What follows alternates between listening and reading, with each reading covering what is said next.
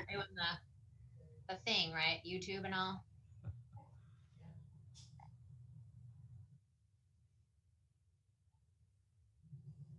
Okay, we gotta wait till 5. And we're recording this, correct? I think we're doing exactly what we've done the last few times. Sorry. So I guess I'll share my screen so that people see the agenda. That would be good.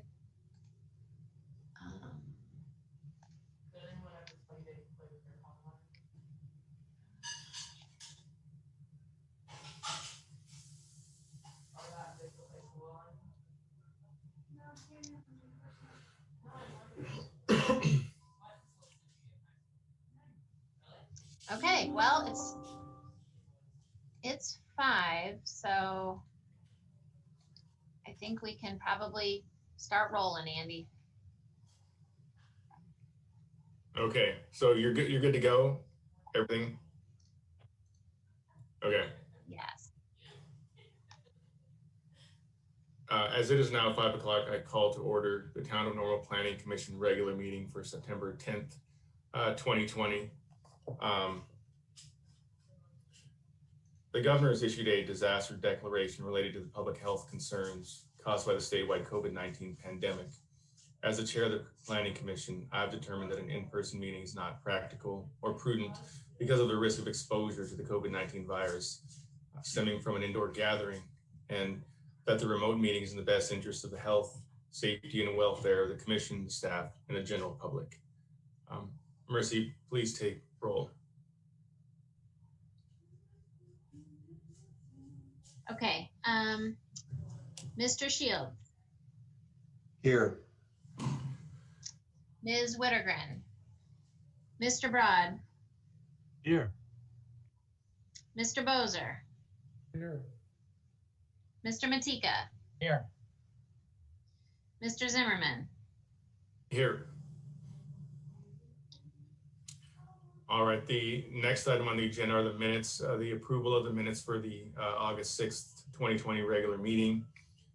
Commissioners, if you've had a chance you've received and had a chance to review the minutes from the last meeting, and there are no changes or corrections, we'd be ready for a motion. So moved to accept as presented. I second. Thank you, and Mercy, please take roll again. Sure, and before I do that, I meant to mention before roll call that Tejas Johnny has resigned from the commission because he has purchased a house in Bloomington. So he has left Normal. So that's why I didn't call his name for roll call. But on to the minutes. Mr. Matika. Yes. Mr. Bozer. Yes. Mr. Broad. Yes. Mr. Shields. Yes. Mr. Zimmerman. Yes. All right, the next items on the agenda are the public hearings. And as a courtesy to those listening who are waiting for the public hearing for the zoning text amendment for 1 Normal Plaza, that is going to be moved to next month. And so to get that out of the way so that you guys can go on with your days and enjoy the rest of your days, we will handle that one first. It is 20-05-04 PC, zoning text amendment for 1 Normal Plaza PUD. And I guess this time we're just ready for a motion to carry it over to next month. So moved. Second. Thank you. And Mercy, take roll, please. Mr. Shields. Aye. Mr. Broad. I abstain. Mr. Bozer. Was that an aye, Mr. Bozer? Mr. Matika? Aye. And Mr. Zimmerman? Yes. Okay, now we'll move on to number 3A, which is 20-09-10-PC, amended site plan for 1701 Evergreen Village Boulevard, Memory Care Edition. Mercy, do you want to explain what we're talking about here? Sure. And I have a bunch of illustrations, but I'm just going to leave up the aerial unless someone wants me to bring up an illustration afterwards. The applicants, the representatives from the applicant side are here, and they may also want me to pull up some of these illustrations. So the brief story is that this is 1701 Evergreen Village Boulevard. As you know, there is a 3-story building there right now. It is an assisted living complex that's called Evergreen Village or McLean County Assisted Living, depending on if you were here when this project got approved originally back in 2006. At this time, they're proposing to add on a 2-story memory care unit to the northwest of the existing building. So you can see my cursor. This new building addition would be over here. It would be connected by a little 1-story walkway to the existing building. The parking would be reconfigured and kind of bumped over to the northeast a little bit. They'd lose a few of the number of parking spaces in this northeast part of the property, but they'd be adding a 42-space parking lot to the south of the building, along with a sidewalk on RAB where there isn't one right now. As I noted in my report, this is a property that's zoned as 2 public lands and institutions, which means it's subject to site plan review, and adding a 2-story building on is significant enough to require an amendment to the site plan. So that's why it's here from a procedural perspective.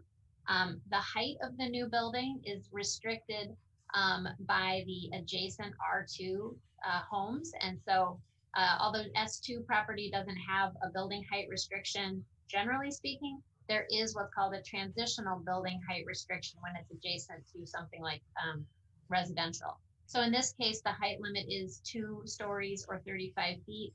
And they are actually just under the 35 feet, and the 2 stories are fine. So they don't require any sort of variance, but it's just interesting to know how they compare to code.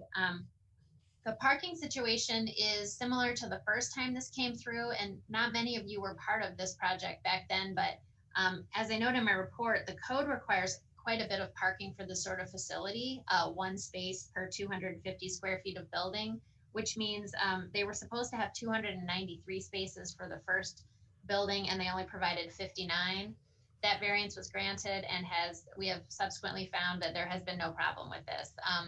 Heritage has run many other facilities like this, and they know what the parking demand is, and they were right.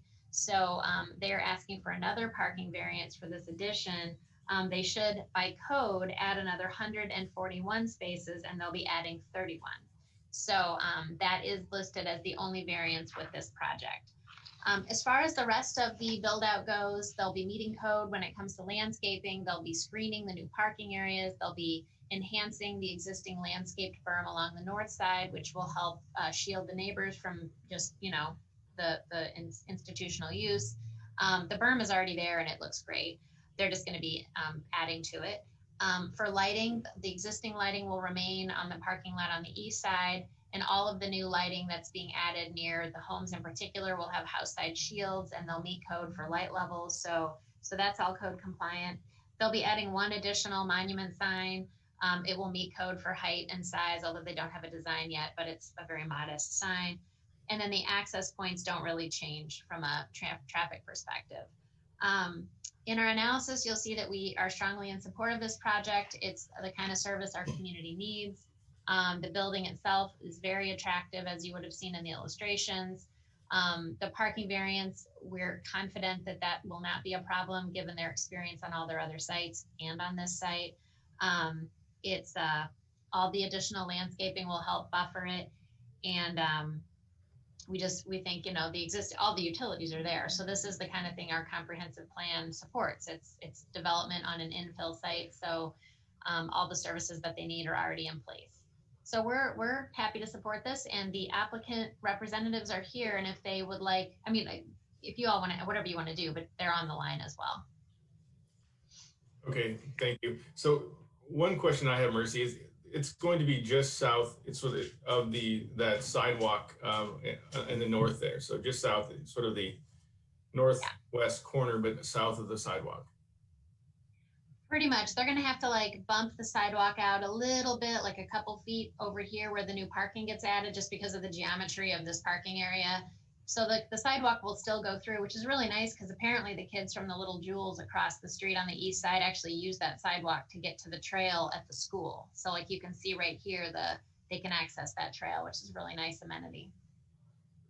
Yeah, I remember them when my kids went there. I remember them walking all the way across. Anyone have any questions of Mercy? Well, if not, then we can open the public hearing. And if anyone would like to speak, I would just ask that you state your name, address, and affirm to tell the truth before giving testimony. And we can begin. I think I'll just interrupt to say, because I know it's hard on Zoom, I believe Michelle Sablack may be the person from the developer end who may want to speak first, but they're all on the Zoom, and you, all three of you, Mr. Fogler, Mr. Hare, you can unmute yourselves and talk.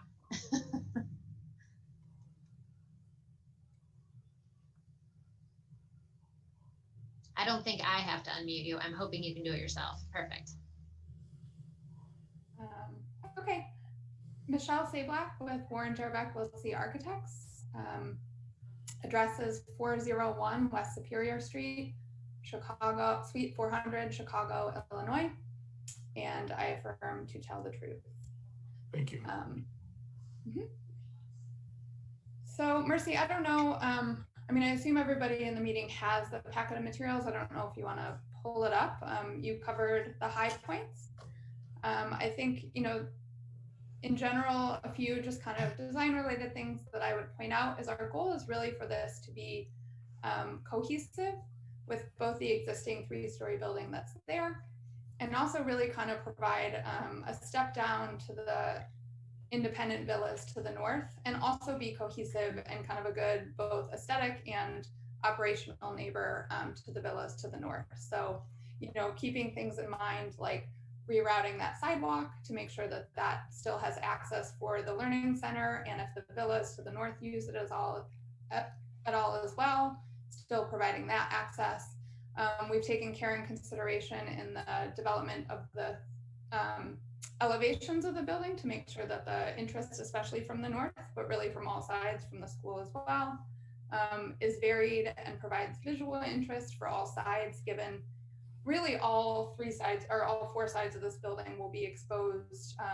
To the east, it'll be to Evergreen Boulevard and the Little Jewels. To the north, you would be seeing, you know, views from the villas.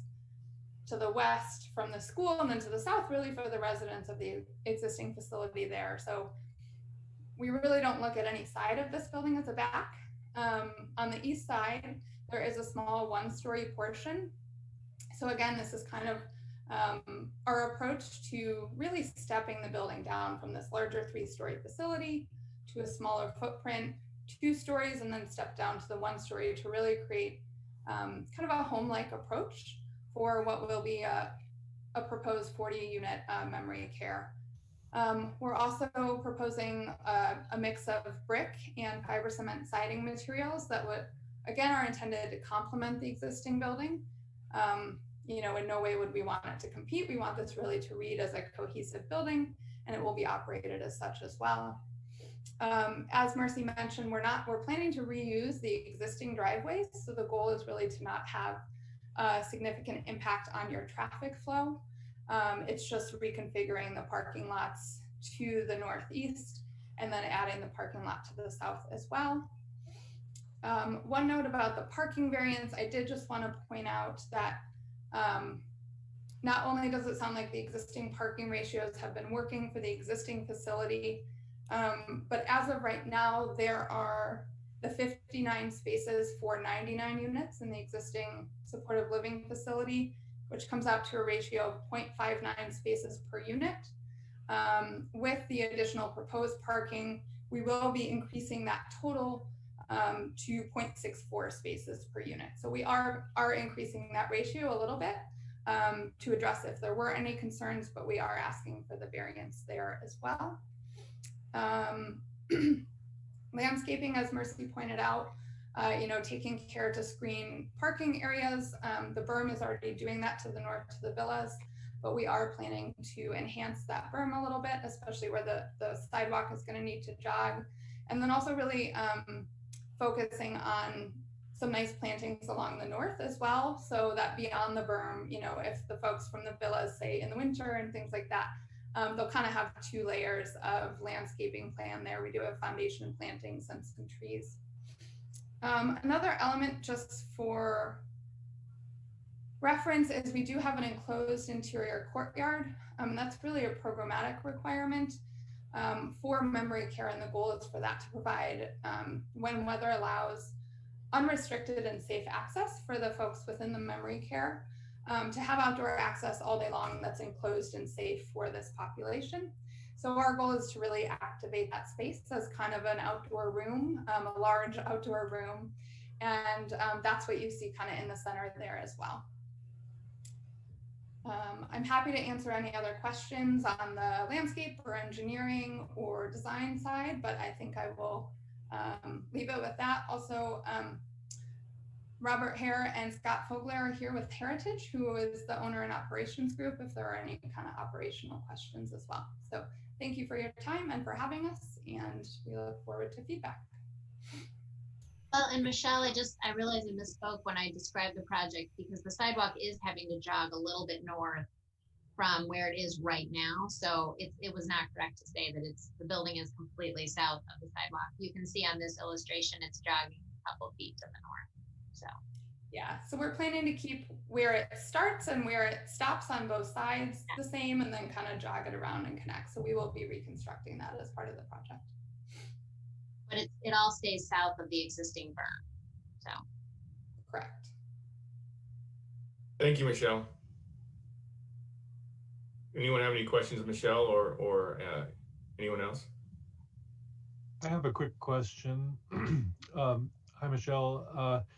I'm going to ask a question. I think the answer is kind of self-evident, but just in case it helps anybody to make it explicit, can you briefly explain the reason that it's appropriate and suitable for the parking variance, for the parking to be much less than is standard? I think I know why, but it might be helpful to make it explicit.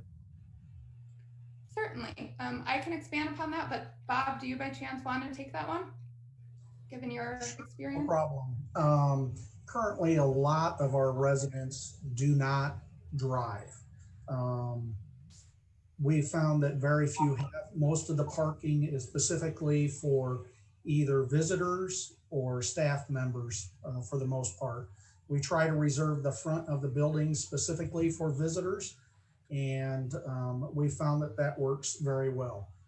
In the past, we have also reserved spots specifically for visitors and residents that are still driving.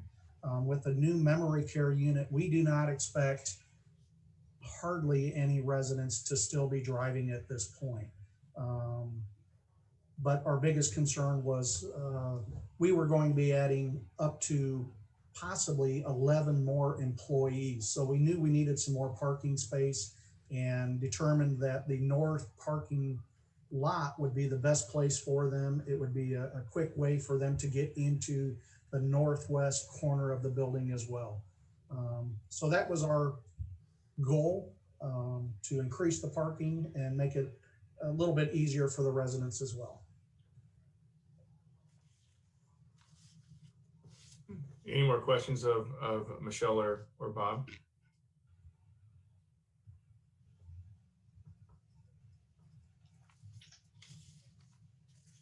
Okay, well, I guess thank you guys for your time and for explaining those things.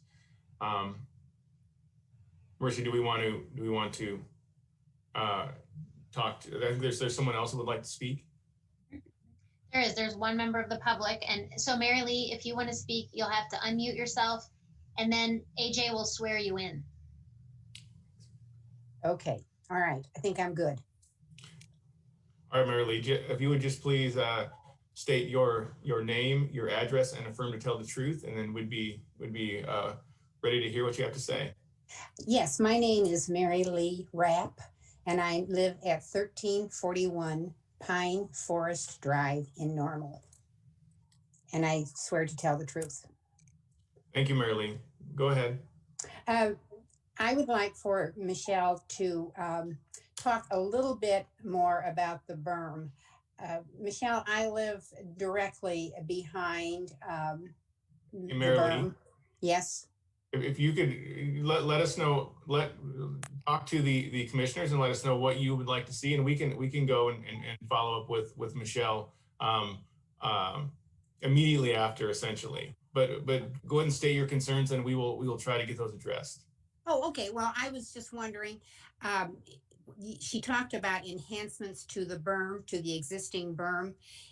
Will that be all along the existing berm or just in certain places? That Okay. is my question. Do you have any more questions too? Will there be enhancements to the north of the sidewalk to the berm in landscaping? Okay. Well, we'll get those questions answered for you, okay? Okay, very good. Thank you. Yep. And I just zoomed in on that on the plan. I'm hoping you all can see that, but that's the north property line, and the berm, you can kind of see it outlined. So, but if Michelle wants to talk about it. Oh, okay. Yeah, Michelle, if you'd like to address that, please feel free. Certainly, I'm happy to. Thanks, Mercy, for bringing it up, and thanks, Mary Lee, for your question. It's definitely something we've wanted to be conscious of in being good neighbors. And so, as you can see in the site plan that Mercy has pulled up, I hope that you can see that. So what's the outline in gray is the existing berm here. And then if you can see, it's a little bit hard to tell on screen, I understand, but a lot of the trees that are gray are the existing trees that are there now. And then you can see the trees and shrubs that are in a darker black line that have the leaders and the planting callouts to them. So all of those darker materials are the new plantings that we're proposing for the berm there. So they do go all across the berm. You know, they're grouped, you know, based on landscape design and kind of aesthetic proposals, and also to try and kind of fill in some of the areas that might be between trees or things like that. So yes, we are adding landscaping plantings north of the sidewalk within that berm area, really kind of across the whole berm. And then in addition to that, on the next page, we are adding landscape plantings, foundation plantings along the north side of the building as well, which would be to the right of the screen here. And so there's kind of two layers, I would say, of additional landscaping that we'll be adding, one to the north of the sidewalk and then one along the building's north side to the south of the sidewalk. So in terms of enhancing the berm, you're talking two levels of plantings is what we're talking about.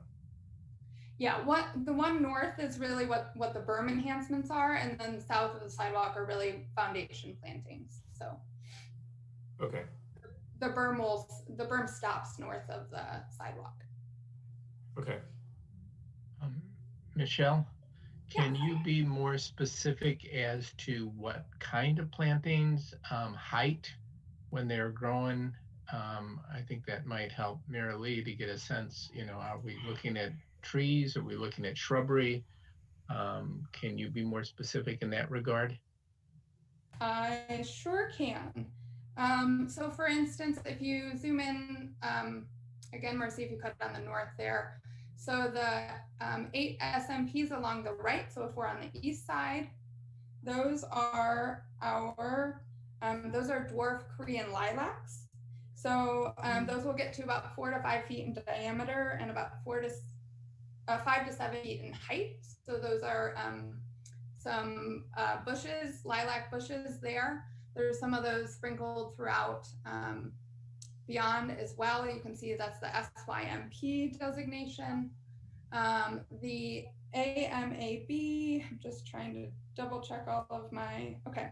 So then we are also adding the AMAB. You can see there's a couple of those that are the larger trees. Those are trees that we're adding along there. Those are autumn brilliant serviceberry trees.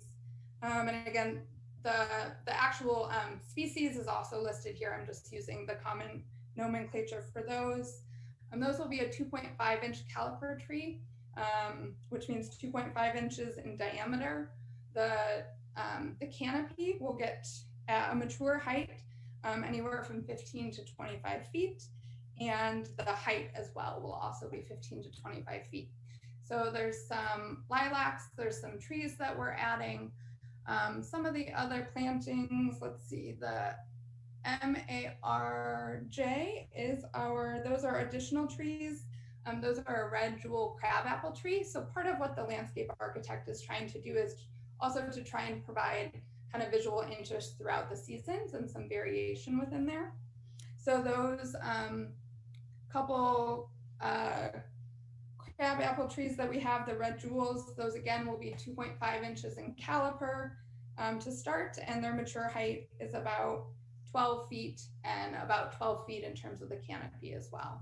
So trying to get a variety of types of trees and bushes in there. And then we also have the SBGR, which I believe is another shrub, if I recall correctly. Yeah, that's a first snow spirea. Those again are about 4 to 5 feet in width and height in their mature state. So trying to provide some variety, some visual interest in terms of width and height, and then also some color interest within there with what we're adding. Thank you. Mm-hmm. So there is no enhancement to the size of the berm or anything like that. Is that right? Correct. The height and everything of the berm, that's already compliant.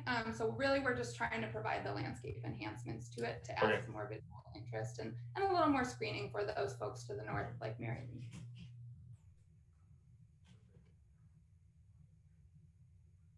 Anyone have any questions of Michelle after that explanation? And thank you for that explanation. It's very good.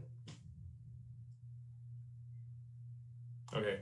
Hey, Mary Lee, do you have any other questions or any other concerns you'd like to talk about? No, thank you very much. I appreciate the opportunity to ask the question. Okay, well, thank you very much. No one else is here to speak, Mercy? No. Okay. All right, well, if no one else is here to speak, I guess we can close the public hearing at this point. And again, I'll just ask if there's if any of the commissioners have any questions of Mercy or would like to, anything else they'd like to say.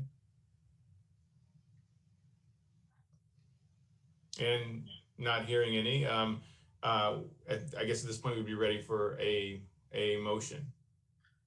I'll make a motion that the amended site plan be approved as presented by staff. A second. Thank you, Mike and Dave. And Mercy. Mr. Broad. Yes. Mr. Matika. Aye. Mr. Shields. Aye. Mr. Bozer. Yes. And Mr. Zimmerman. Yes.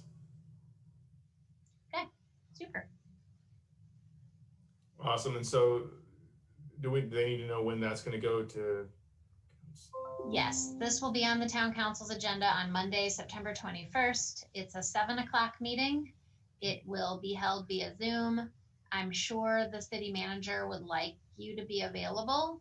So get in touch with me tomorrow and I can get you the contact information. It's not a public hearing, so it won't be the same as this, but they just like you to be available in case there's a question. Okay, great. Thank you very much for everyone's time. Yeah, thank you. Thank you very much. We appreciate it. Nothing else is on the agenda, so I guess we'd be ready for a motion. Oh no, there is something else on the agenda. Oh, what is it? It is the election. It's election season. Oh, I didn't even see that part. Was that an election of? I was on there. Well, Rick, you feel like stepping back in, Rick, or are you comfortable with where you are?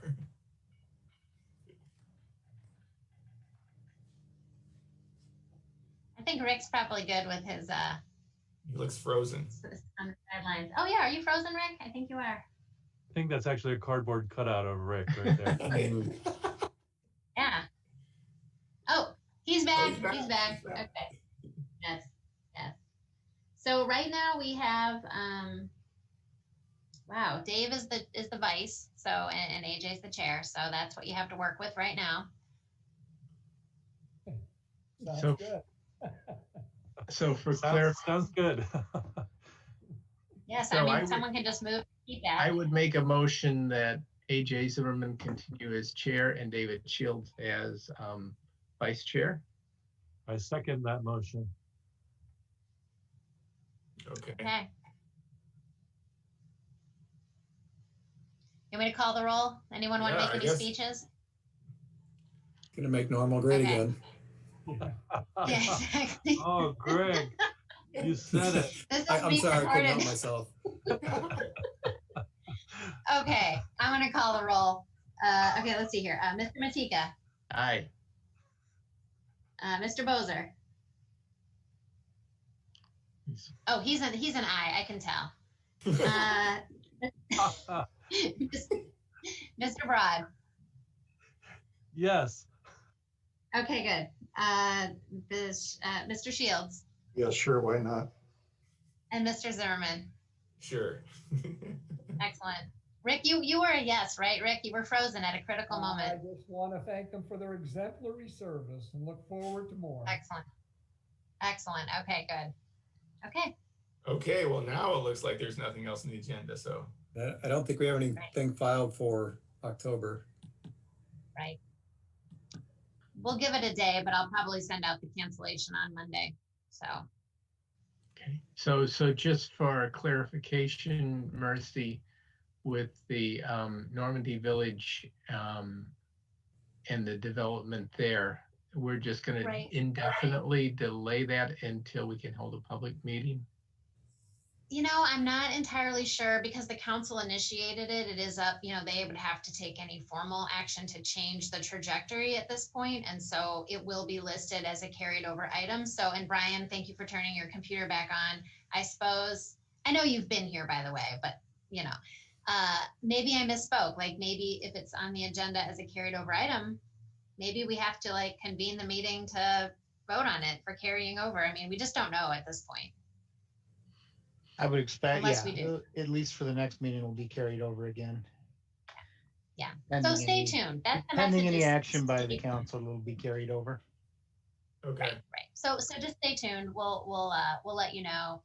So maybe keep it on your calendar for now as just potentially a quick meeting, but we'll let you know. Okay. But that really is it. Awesome. So do we have a motion to adjourn? So moved. Awesome. Well, Second. thank you guys. I enjoy working with all of you guys. It's been fun. So You have a weird sense of fun. well, maybe that's true too. Yeah, you need to have more actual fun, I think, AJ. Yeah. Hey, I'm open to that. I'm open to that. Well, I don't know that you really have to vote on adjournment. I feel like Just click. you all. Okay, super. Okay, well, Be bye safe. everybody. All right. you. Good Thanks. night. Okay. In I'm gonna touch. vote with my feet. Bye. Bye.